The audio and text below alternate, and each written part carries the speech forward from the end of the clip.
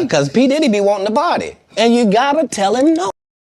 Viewer discretion is advised. Diddy is in deep trouble. Shocking new footage, disturbing witness accounts, and a federal case that's growing stronger by the day. This isn't just a scandal, it's a potential life sentence. Here's how the prosecution plans to win. Hotel security guard Eddie Garcia shocked the courtroom when he testified that Sean Diddy Combs paid him $100,000 in cash to hand over surveillance footage showing a violent incident involving Cassie Ventura at a hotel in 2016. Prosecutors say this wasn't just a payoff. It was a vile link in their RICO case, tying Diddy's violent actions into a broader, celebrity crime ring. Though the defense concedes the assault happened, they argue that Diddy wasn't facing domestic violence charges and that the cash transfer was simply a quiet effort to keep good PR. But here's the problem.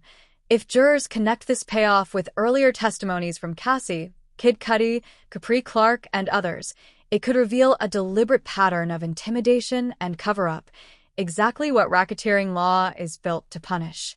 Prosecutors believe this creates a compelling narrative. Violence, bribery, concealment, each act reinforcing the last. So, what's Diddy's team doing in response? They're in full damage control mode, acknowledging the assault, but reframing it all as a private dispute lacking criminal intent. Their argument: this was messy, not malicious, controversial, not criminal, a relationship gone wrong, not an enterprise gone rogue.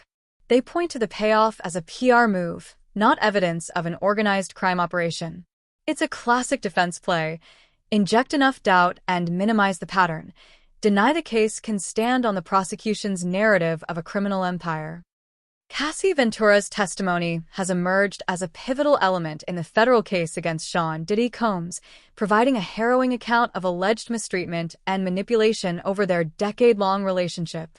Her detailed narrative not only underscores the prosecution's claims of a systematic pattern of control and exploitation but also challenges the defense's assertions of consensual interactions.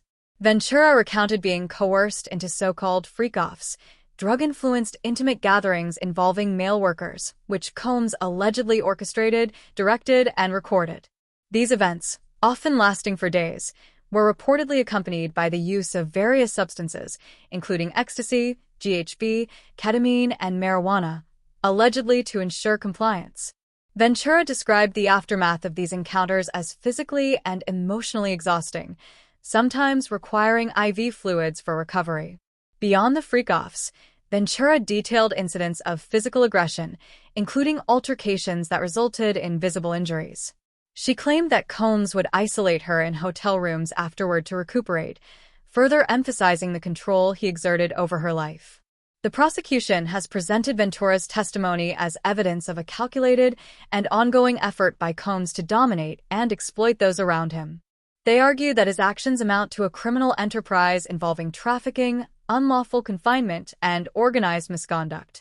The detailed nature of Ventura's accounts, combined with supporting witness statements and physical evidence, strengthens the prosecution's case and paints a troubling picture of Combs' alleged behavior.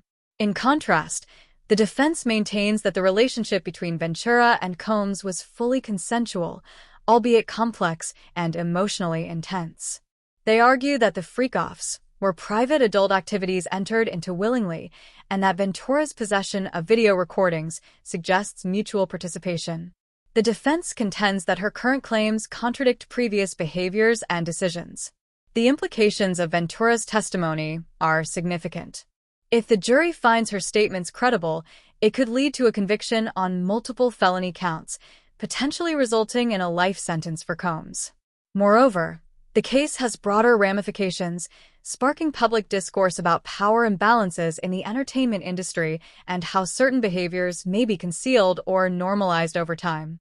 As the trial continues, Ventura's account remains a central pillar of the prosecution's case, a deeply personal story that encapsulates their broader narrative of a high-profile figure allegedly using his status to control and intimidate. The jury's decision will not only determine Combs' future, but could also set a precedent for how similar allegations are treated in the spotlight of celebrity justice. Kid Cudi's testimony added a dramatic and incendiary chapter to the prosecution's case, literally. The rapper, producer and longtime associate of Sean Diddy Combs, took the stand to describe a terrifying 2012 incident in which his Porsche was set ablaze outside his home. According to Cuddy, he had been casually dating Cassie Ventura at the time, Diddy's longtime girlfriend, and believed the attack was a direct warning from Combs. What makes this testimony especially damning is the emotional weight Cuddy carried on the stand. He recalled waking up to police and fire responders at his home and discovering that his car had been reduced to smoldering metal. The attack was initially investigated but went cold until now. Prosecutors allege that the car fire was not random, but a targeted act of intimidation, allegedly orchestrated by Combs out of possessiveness and jealousy over Cassie's interactions with other men. In a gripping courtroom moment, prosecutors introduced surveillance footage showing a black Escalade circling the neighborhood around the time of the incident. The SUV was later traced back to a company registered under Diddy's business empire. Prosecutors argue that this isn't just circumstantial evidence of Diddy's link to the blaze. It ties directly into the broader racketeering narrative, one in which fear and coercion were allegedly used to control and retaliate against perceived threats. Cuddy testified that he never received a direct threat from Combs, but he got the message loud and clear. That subtle yet powerful statement gave the jury a chilling glimpse into what prosecutors describe as a culture of fear and retaliation surrounding Diddy's inner circle. It also echoed other witness claims that Combs allegedly used pressure tactics, surveillance, and intimidation not just against romantic partners, but also peers and employees. From the prosecution's standpoint, Cuddy's testimony is a game-changer. It adds a credible, high-profile voice to the allegations and paints a picture of Combs as someone who didn't just mistreat women, but allegedly lashed out at men who got too close. More importantly, it broadens the case from disturbing relationship dynamics into what prosecutors say is a pattern of organized misconduct, supporting the RICO charges at the heart of the case. The defense, meanwhile, has tread lightly around Cuddy's claims. Rather than deny the fire incident outright, they've reverted to their overarching strategy, framing Combs as messy, passionate, and flawed, but not criminal.